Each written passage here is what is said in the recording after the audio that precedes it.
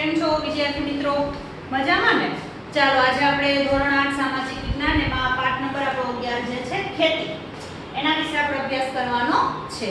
તો આપણે એમ થાય કે ખેતીનો પાઠ જે છે એમાં પણ આપણે આપણો ભારત દેશ જે છે એ ખેતી પ્રધાન દેશ છે, આપણે બધા જાણીએ છીએ. એમાં વિવિધ પ્રકારના આપણે પાકોનું ઉત્પાદન કરીએ છીએ. બીજું શું તો કે જે આપણા ભારત દેશમાં જે જમીન છે, આ જે જમીન છે એના પણ વિવિધ પ્રકારના પ્રકારો છે.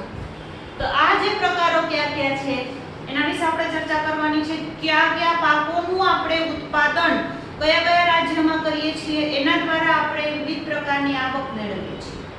જો અંગ્રેજો ભારત દેશમાં આવ્યા એનું મુખ્ય કારણ એ જ હતું કે આપણા ભારત દેશની ખેતી જે છે એ મુખ્ય હતી. સારા એવા પાકોનું આપણે ઉત્પાદન કરતા હતા, એટલા માટે એ લોકોને એમ થયું કે નહીં, હાલો ભારત દેશમાં જઈએ અને એની સમૃદ્ધિ જે છે એ લૂંટીએ. તો આપણી ખેતી કેવી છે એના વિશે આપણે પાઠમાં અભ્યાસ કરવાનો છે. કયા કયા પાક જે છે એનું ઉત્પાદન કઈ રીતના થાય છે, કઈ કઈ જે બધી જમીનના પ્રકારો છે, કેવી જમીનને કાળી જમીન કહેવાય, રાતી જમીન ક્યાં આવેલી છે, એ બધા વિશે આપણે ચર્ચા કરીશું. જમીનના પ્રકારો વિશે આપણે અભ્યાસ કરવાનો છે. ઘણું બધું પાઠમાં ભણવાનું છે. તો ભારત દેશની ખેતી કેવી છે એના વિશે આપણે અભ્યાસ કરવાનો છે. પહેલા આપણે ખેતી એટલે શું તો કે જેમાં આપણે અનાજનું ઉત્પાદન કરી શકીએ, તેલીબિયાંનું ઉત્પાદન કરી શકીએ, કઠોળ, ફળ, શાકભાજી, ફૂલોને ઉગાડવા, પશુપાલન પણ કરી શકીએ છીએ. ખેતી ન હોય તો આપણે પશુપાલન ન કરી શકીએ, કેમ કે પશુઓને ખાવા માટે કંઈક તો દેવું પડે. તો ખેતીમાંથી જ એમ કહે છે કે ભાઈ પાક હોય એના એવા ઘણા બધા ઝાડ છે, બરોબર, આવા બધા જે પાક છે આપણે પશુઓ જે હોય છે એને આપણે ચરાણમાં નાખીએ છીએ. એટલે ખેતી જે છે એ ભારત દેશનો મુખ્ય વ્યવસાય છે. અત્યારે આપણા ભારત દેશમાં 75% લોકો ખેતી સાથે જોડાયેલા છે, બરાબર છે. ભલે આકાશીય રોજી આપણે ખેતીને કહી શકીએ, કેમ કે વરસાદ આવે તો આપણે પાકનું સારું ઉત્પાદન કરી શકીએ છીએ. પણ ખેતી પ્રધાન દેશ હોવાથી આપણો દેશ જે છે આર્થિક લેવલે પણ આપણે અત્યારે ખૂબ સક્ષમ થઈ ગયા છીએ. ભારત દેશની ઘણી બધી ચીજ વસ્તુઓ જે છે, ઘણા બધા પાકો જે છે એ આપણે વિદેશમાં મોકલીએ છીએ, ત્યાં આ બધી વસ્તુ જોવા પણ નથી મળતી, જેના લીધે આપણે સારું એવી આર્થિક સારા એવા પૈસા આપણે મેળવી શકીએ છીએ. જોતા જઈએ આપણે પાઠ. વિશ્વના આશરે 50% લોકો ખેતી પ્રવૃત્તિઓમાં રોકાયેલા છે. મેં તમને 75% કીધું, પણ 75% માંથી હવે એમ કે છે 75% લોકો જ રોકાયેલા હતા પહેલા, અત્યારે પણ રોકાયેલા છે. પછી ધીમે ધીમે શું થતું જાય છે તો કે ભાઈ વરસાદ જે છે અયોગ્ય રીતના એમ કે છે કે આવતો નથી અને ખેતી પણ રોજ ખર્ચાળ થતી જાય છે. એની જે જંતુનાશક દવાઓ છે, જે મજૂરી કામ છે, એટલા માટે લોકો શું કરે છે તો કે સારી એવી આવક મેળવવા માટે લોકો ખેતી છોડીને અને શહેરોમાં વસવાટ કરવા માટે આવી જાય છે, બરોબર છે.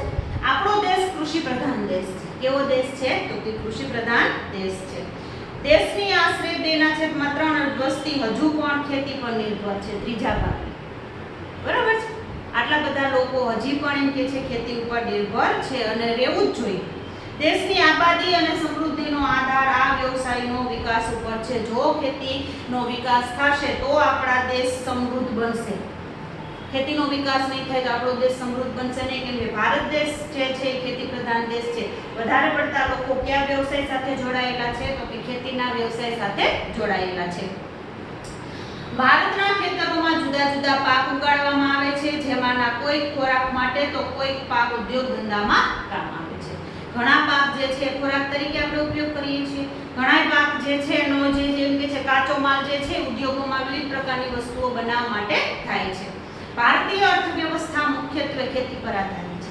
ભારત દેશની અર્થવ્યવસ્થા પૈસો કોના ઉપર આધાર છે તો કે ખેતી ઉપર આધાર છે. જે વર્ષે વરસાદ ઓછો થયો હોય, પાકનું સારું ઉત્પાદન ન કરી શક્યા હોય, તે વર્ષે આપણું આર્થિક વ્યવસ્થા જે છે એ ખોરવાઈ જાય છે, યોગ્ય રીતના થતી નથી.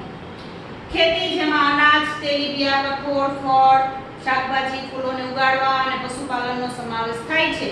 ખેતીને કૃષિ પણ કહેવામાં આવે છે. જો આપણને નકશો આપેલો છે તમારે બધાની ટેક્સ્ટ બુકમાં જે છે જોતા જજો. એમાં જે જગ્યાએ ગ્રીન કલર આપેલો છે જે કૃષિ યોગ્ય જમીન છે.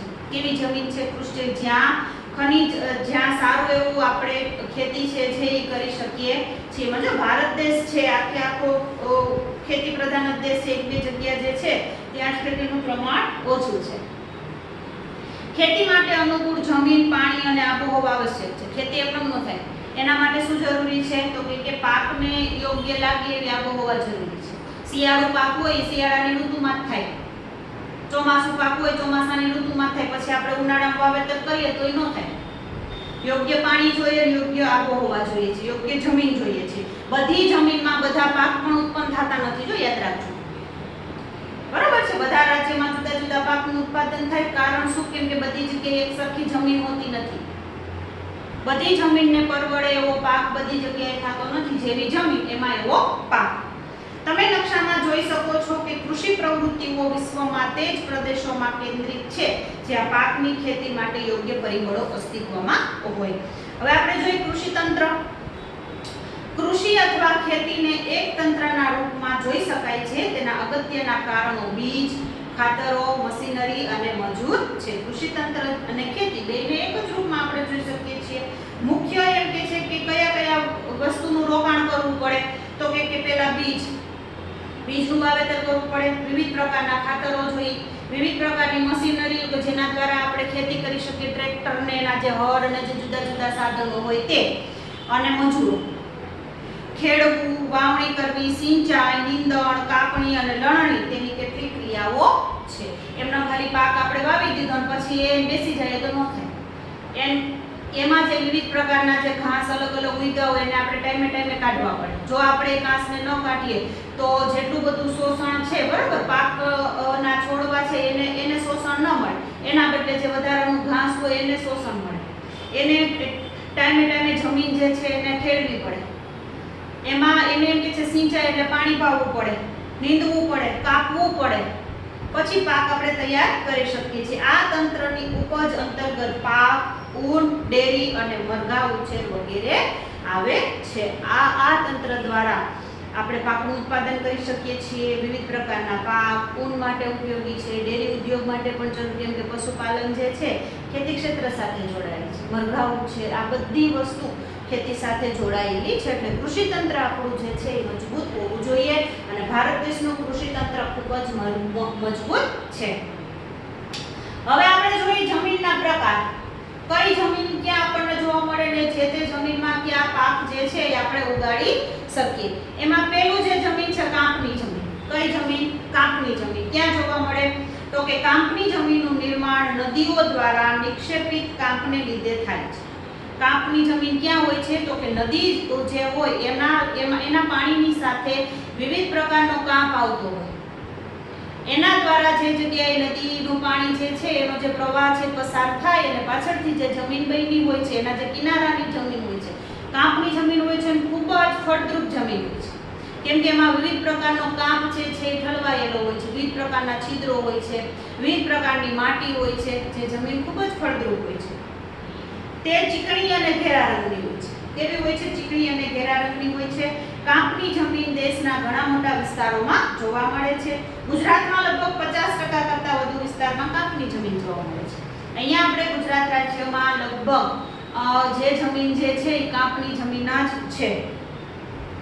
આ જમીનની ફળદ્રુપતા જુદા જુદા સ્થળોએ ભિન્ન ભિન્ન હોય છે. બધી જગ્યાએ એકસરખી ફળદ્રુપતા નથી હોતી. જ્યાં કાંપ સારો એવો ઠલવાયેલો હોય બરોબર છે ત્યાં જમીનની ફળદ્રુપતા વધારે હોય છે. જો આપણે નર્મદા નદી જે છે નર્મદા જિલ્લામાંથી પસાર થાય છે આપણને ખબર જ છે, તો ત્યાંની જમીન તમે જુઓ ખૂબ જ ફળદ્રુપ છે.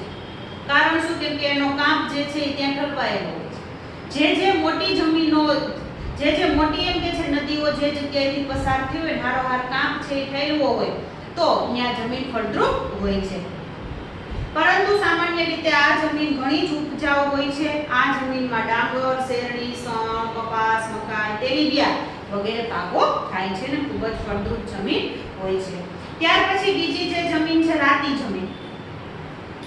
આગ્નેય અને રૂપાંતરિત ખડકો ધરાવતા ક્ષેત્રોમાં રાતી જમીન આવેલી છે. કેવા ખડકો? તો કે આગ્નેય ખડકો અને રૂપાંતરિત ખડકો. આપણે બંને ખડકો વિશે જાણીએ છીએ. લોહ તત્વ અને અંતરસેન્દ્રીય તત્વોને લીધે આ જમીનનો રંગ રાતો હોય છે. આ જમીનમાં શું હોય છે તો કે કે લોહ તત્વ હોય છે. આગ્નેય ખડકો હોય, આગ્નેય ખડકો એટલે અગ્નિ જ્યારે એમ કે છે કે જ્યારે લાવા રસ નીકળ્યો હોય ને એની હારોહાર જે બધા એ પથ્થરો જે છે એ અગ્નિ દ્વારા જે લાલ થઈ ગયેલા હોય છે, જેમ કે જે માટી નીકળી હોય બધી લાલ હોય છે, આ આગ્નેય ખડકો દ્વારા બનેલી જમીન એમ. અને આ જમીનનો રંગ કેવો હોય છે? રાતો હોય છે. ઊંડાઈએ જતા તે પીળા રંગમાં ફેરવાઈ જાય છે. જે ઉપર રાતી જમીન હોય, નીચે જેમ જેમ આપણે ખોદકામ કરીએ ને તો એ જમીન કેવી આપણને લાગે તો કે પીળા રંગની થતી જાય. સાવ પીળો ન હોય પણ સેજ બ્રાઉન કલરની થતી જાય છે. આ જમીન પ્રમાણમાં છિદ્રાળુ અને ઉપજાઉ હોય છે. એમાં સારી એવી ઉપજ આપણે મેળવી શકીએ છીએ. આ પ્રકારની જમીનમાં બાજરી, કપાસ, ઘઉં, જુવાર, અળસી, મગફળી, બટાકા વગેરે પાક લેવામાં આવે છે. ત્યાર પછીની જમીન જે છે કાળી જમીન, જોઈએ આપણે એના વિશે. આ જમીન ચીકણી અને કસવાળી હોય છે. કસવાળી એટલે કે ફળદ્રુપ હોય છે એમાં સારો એવો કસ હોય છે કે સારા એવા એમાં છિદ્રાણુઓ હોય છે. આ જમીનની ભેજ સંગ્રહણ શક્તિ ઘણી વધારે હોય છે. જ્યારે ભેજ સુકાઈ જાય ત્યારે તેમાં ફાડો કે તિરાડો પડી જાય છે. આ જમીનમાં વધારે ભેજ જે છે સંગ્રહ કરી શકે છે અને જ્યારે એ જે ભેજ જે છે એ સુકાઈ જાય પછી શું થાય છે તો કે એમાં આપણને તિરાડો જોવા મળે છે. આ જમીન કપાસના પાક માટે વધુ અનુકૂળ છે. જો જે જગ્યાએ કપાસનો પાક હોય ને ત્યાં કાળી જમીન હોય, જોઈ લેવાનું તમારે. આપણે જે રાજકોટની આજુબાજુની જમીન વધારે પડતી કાળી છે, ત્યાર પછી જુનાગઢ ડિસ્ટ્રિક્ટ લઈ લ્યો તમે, બધી જગ્યાએ વધારે પડતી કાળી જમીન છે. આપણે કપાસનું સારું ઉત્પાદન કરી શકીએ છીએ.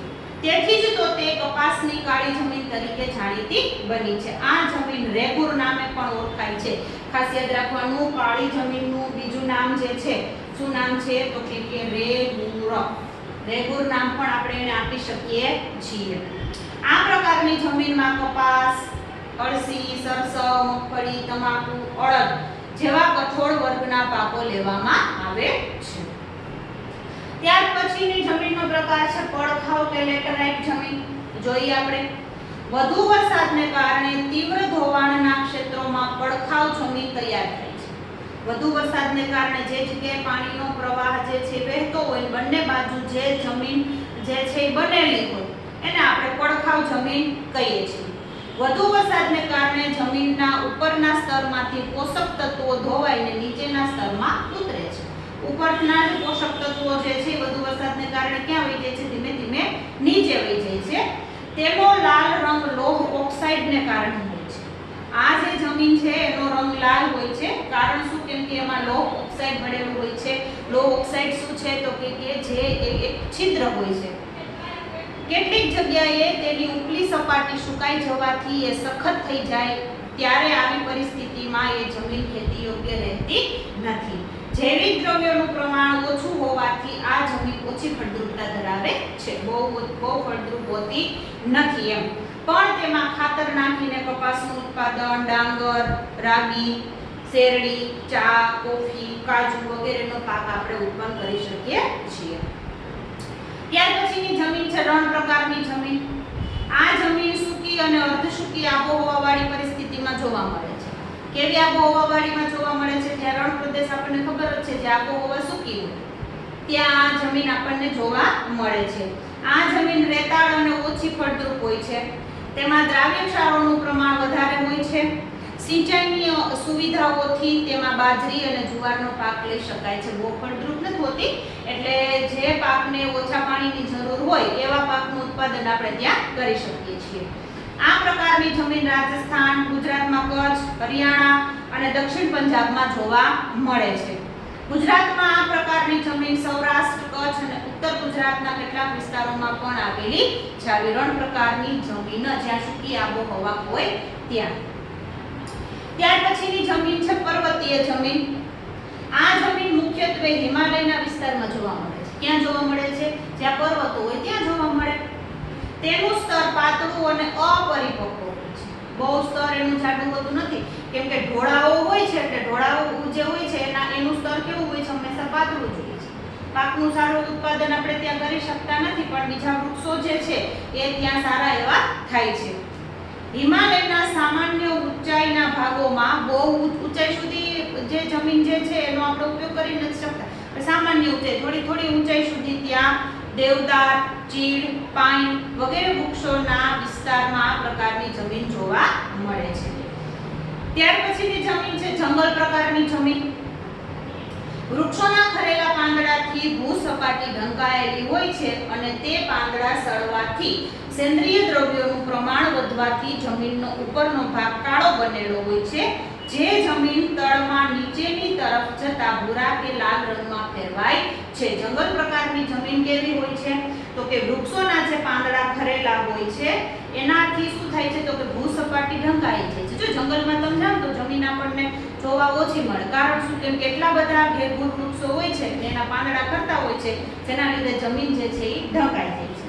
અને તે પાંદડા સડે અને પછી એમાં જે વિવિધ પ્રકારના સેન્દ્રિય દ્રવ્યોનું પ્રમાણ વધે છે અને જેના કારણે જમીનનો ઉપરનો ભાગ આપણને ક્યાંય દેખાતો નથી. અને એ જે ભાગ સડી જાય પછી જમીનમાં ભળે એટલે આપણને કાળી જમીન જે છે કાળી જમીન આપણને મળે છે. જે જમીન તળમાં નીચેની તરફ ભૂરા, ઉપર કાળી હોય છે. શું કામ? કેમ કે પાંદડા સડી ગયા હોય અને એ જે છે એ જમીન સાથે ભળી ગયું. એટલા માટે ઉપરની કાળી જેમ ખોદકામ કરીએ એમ નીચેની જમીન કેવી આપણને મળે છે? તો કે ભૂરા કે લાલ. આ જમીનમાં ચા, કોફી, તેજાના ઉપરાંત ઘઉં, મકાઈ, જવ, ડાંગર વગેરે પાકો લેવાય છે. આ જમીન અમુક જ ક્ષેત્રોમાં જોવા મળે છે. બધી જગ્યાએ આપણને આ જમીન જે છે બધા જે છે જોવા મળતા નથી. ક્યાં જોવા મળે? તો કે જે જગ્યાએ જંગલ વિસ્તાર હોય ત્યાં આપણને આ જમીન જોવા મળે છે. ત્યાર પછીનો પ્રકાર જે છે દલદલ કે પીટ પ્રકારની જમીન. કયા પ્રકારની? દલદલ કે પીટ પ્રકારની જમીન. આ પ્રકારની જમીન ભેજવાળા વિસ્તારોમાં જૈવિક પદાર્થોના સંગ્રહથી બને છે. શેના દ્વારા બને છે? તો કે જૈવિક પદાર્થોનો સંગ્રહ છે એના દ્વારા આ જમીન બને છે. આ જમીન વર્ષા ઋતુ દરમિયાન પાણીમાં ડૂબેલી હોય છે.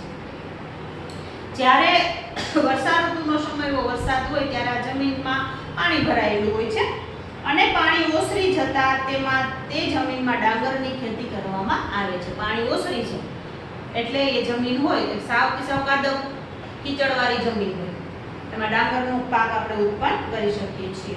તેમાં ક્ષારી અને જૈવિક પદાર્થોની અધિકતા હોય છે.